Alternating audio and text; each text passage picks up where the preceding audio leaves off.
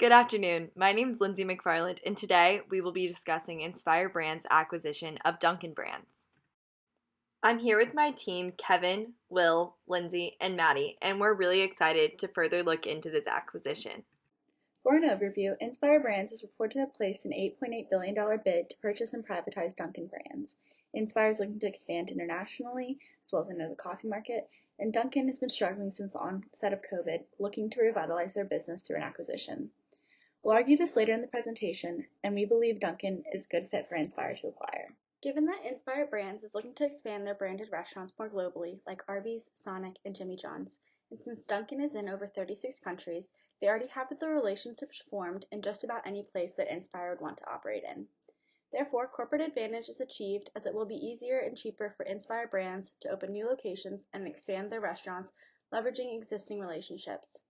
There are many advantages as well among SG&A, which would fall under consolidation synergies, which include consolidation of administration and contract negotiation.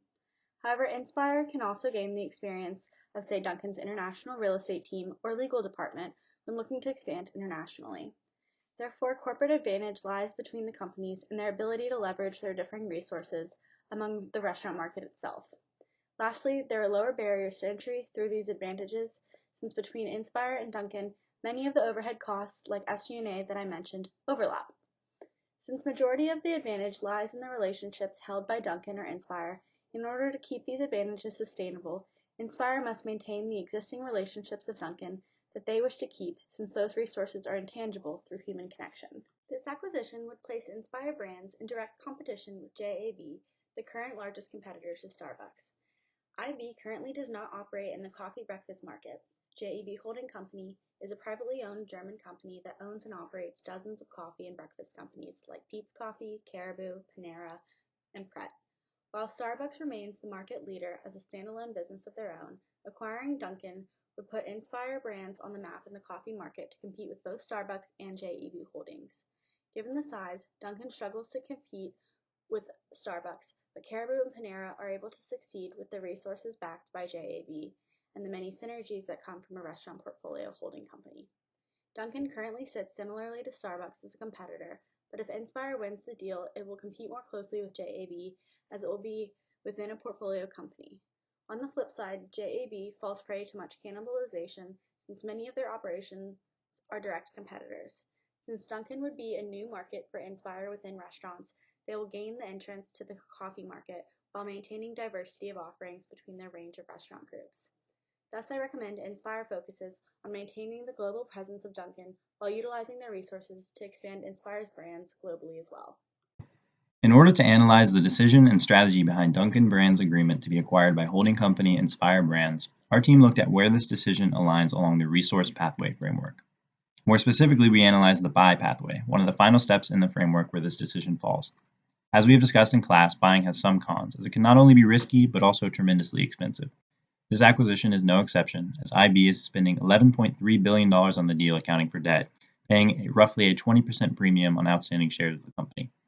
To assess how this deal can become worthwhile for each party, we move to the first step in the framework, identifying a clear map for integration. From this lens, there are a number of synergies from which both parties can draw benefit, which we will analyze shortly as a part of our 4C synergy analysis. It is also worth considering if there are any resources that should be divested as a part of the acquisition plan. For example, Dunkin' Brands is inclusive of Baskin-Robbins, whose sales have especially declined during the COVID-19 pandemic. We will analyze whether this resource is necessary for IB to maintain as they move forward strategically, as we believe developing these strategic decisions early will be key to the deal's success. Next, in the framework, Inspire Brands needs to assess how the acquisition of Dunkin' Brands will affect employee motivation. We believe that the risk of compromising employee satisfaction is relatively low, as IB is not proposing any drastic shifts to Dunkin's current business model and is focused instead on synergies that aid expansion, cooperation, and consolidation. Now I'll hand it off to Maddie and Lindsay to talk more about these synergies and strategic considerations. Dunkin' Donuts and Baskin-Robbins often co-locate the two brands, which creates several synergies through shared resources and driving traffic throughout various parts of the day. The two brands also share products and branding of flavors across the two stores, which generates media buzz for both brands. For example, Baskin-Robbins sold a donut ice cream sandwich using Dunkin' Donuts. The two also share other cost synergies through sharing of SG&A expenses and economies of scope of ingredients and labor. Although there are several synergies between the business units, Dunkin' Brands is being held back by low sales and profit growth from Baskin-Robbins US and falling profit margins of Baskin-Robbins International. The ice cream stores are especially hard hit by COVID, and growth is only expected to slow further. This is hindering the otherwise impressive growth of Dunkin' Donuts and its ability to compete with companies like Starbucks. For these reasons, we believe at this point that Dunkin' Donuts International and US fit well within the Dunkin' Brands portfolio, but Baskin-Robbins International is a taker, although above the threshold of acceptance, and Baskin-Robbins US is a parasite. One of the main reasons Baskin-Robbins brand is currently dragging down Dunkin' Brands as a whole is the drain on resources that otherwise could be used to improve Dunkin' Donuts and allow it to compete more closely with Starbucks. A solution to this problem is a change or addition to management and increased resources, which is what the Inspire Brands acquisition of Dunkin' Brands offers. When looking into the potential synergies created between Inspire Brands and Dunkin' Brands, we chose a few key ones to highlight. The first is market power, a combination synergy. This is a symmetric, two-sided synergy as both brands are benefiting. With the acquisition, Inspire Brands will gain an increased market power over suppliers, as they will be able to leverage their buying power that comes with purchasing large quantities of standard products, such as flour and sugar, to negotiate lower prices for inputs, leading to overall lower production cost. In addition, Inspire Brands will gain an increased market power over consumers, as they are further diversifying their portfolio by offering beverages and breakfast food, creating more of an opportunity to capture a consumer's dollar. In addition, this acquisition allows for both Inspire Brands and Dunkin' to further potentially build out a reward system across all brands, similar to the restaurant conglomerate Bloomin' Brands. Another potential synergy is co-location, a connection synergy. This is also a two-sided symmetric synergy. Co-location could be standalone buildings with multiple restaurants or food courts and rest stops ran by a singular holding company. This synergy allows for the pooling of resources such as shared kitchens, land, labor, or dining areas to lower search and transaction costs. This acquisition will also increase the flow of customer traffic because Inspire Brands can target customers at different points in their day, such as Dunkin' for breakfast, Jimmy John's for lunch, and Buffalo Wild Wings for dinner. In addition, co-location at rest stops and in food courts makes the consumer's decision easier and allows for cross-selling between brands. So you can get a scoop of ice cream from Baskin-Robbins and a cheeseburger from Sonic at the same place. When looking into intertemporal economies of scope, we found that the merger would allow both companies to better meet a variety of customer needs through the reallocation of resources and taking advantage of Inspire Brands' diverse portfolio. With the acquisition, Inspire Brands will be able to rotate locations of their stores and swap out brands that are either growing faster or a better fit at a lower cost than what would have been incurred if the rotation was happening with two different firms. For example, a Dunkin' might do better in a college town than an Arby's. This acquisition would allow the transition to endure lower cost while simultaneously creating more value for both Dunkin' and Inspire Brands. In addition to the synergies Lindsay mentioned, there are a few others we'd like to touch upon. Inspire's goal is to bring together a family of highly differentiated but complementary brands, which is exactly what they would be doing with the acquisition of Dunkin' Brands. The addition of a coffee and an ice cream brand will diversify Inspire's portfolio and allow Dunkin' to diversify as well. Adding well-established brands in separate spaces of the restaurant industry allows Inspire to decrease risk and create value for shareholders through corporate advantage.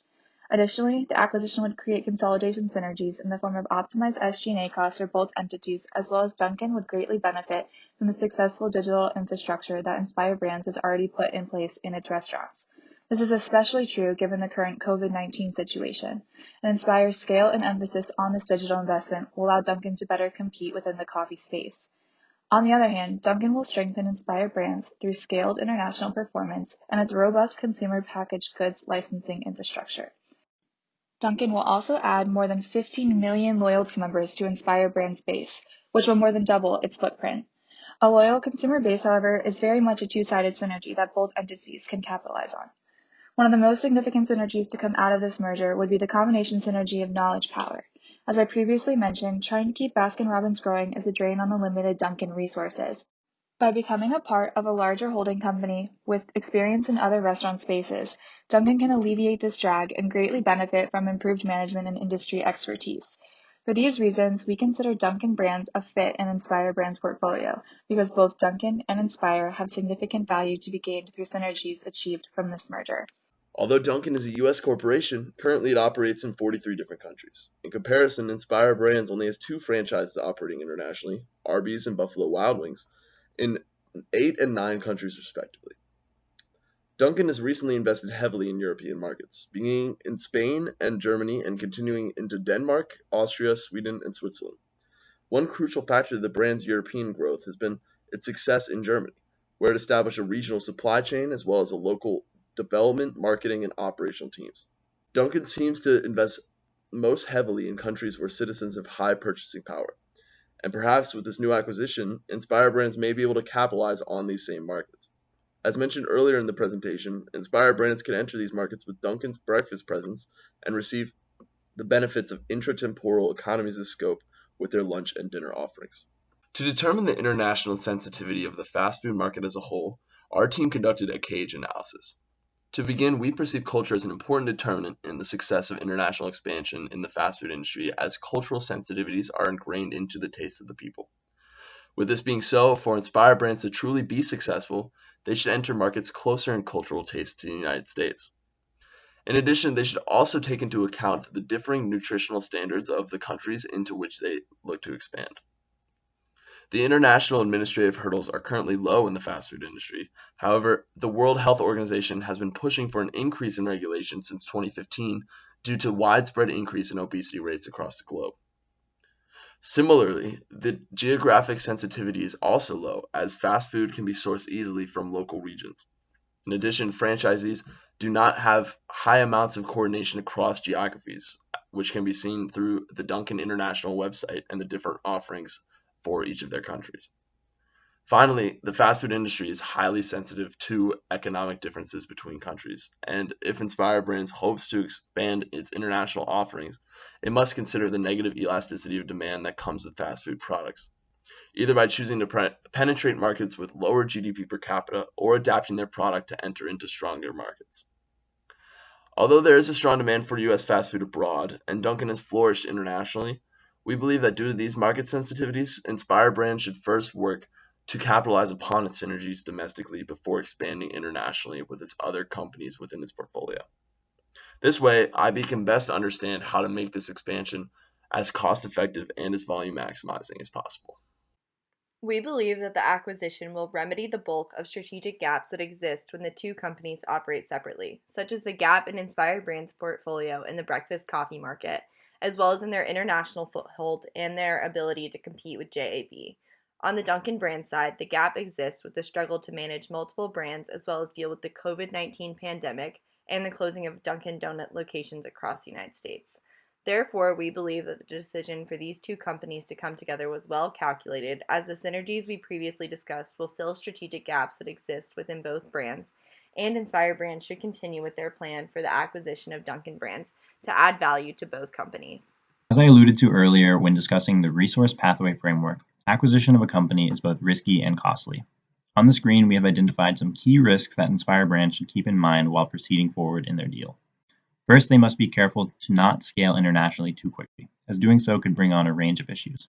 IB must be careful to maintain product quality as they expand, tactfully accounting for cultural differences between regions. Next, they should be aware that coffee sales might not fully rebound after the pandemic. Dunkin' has seen declining sales in part because it has become more common to work remotely, meaning customers are no longer commuting to work daily to stop at their local coffee shop, and have instead found cheaper alternatives at home. It is unclear how these sales will recover as people begin transitioning back to their office environments. IB must also be cognizant of unforeseen expenses that could result from the deal, such as costs from unmet employee expectations or disruptions in consolidating supply chains. The next two risks are complementary. We've identified many synergies that will result from the acquisition, but it is important that research on these benefits is thorough so that they are appropriately valued and a bid can be placed accordingly. The final risk consideration is unforeseen shifts in the market, or acts of God, if you will. Who knows what great disruption could occur in the coffee industry tomorrow? Although anything is possible, we believe that IB has prepared itself well by having a diversified portfolio that can guard against unsystematic risk. All in all, we recommend that Dunkin' Brands and Inspire Brands move forward in their deal while maintaining careful watch over the risks that pose considerable threats to its success. As Will just mentioned, and after careful consideration, we believe that Inspire Brands should continue with this acquisition of Dunkin' Brands. Thank you so much for your time.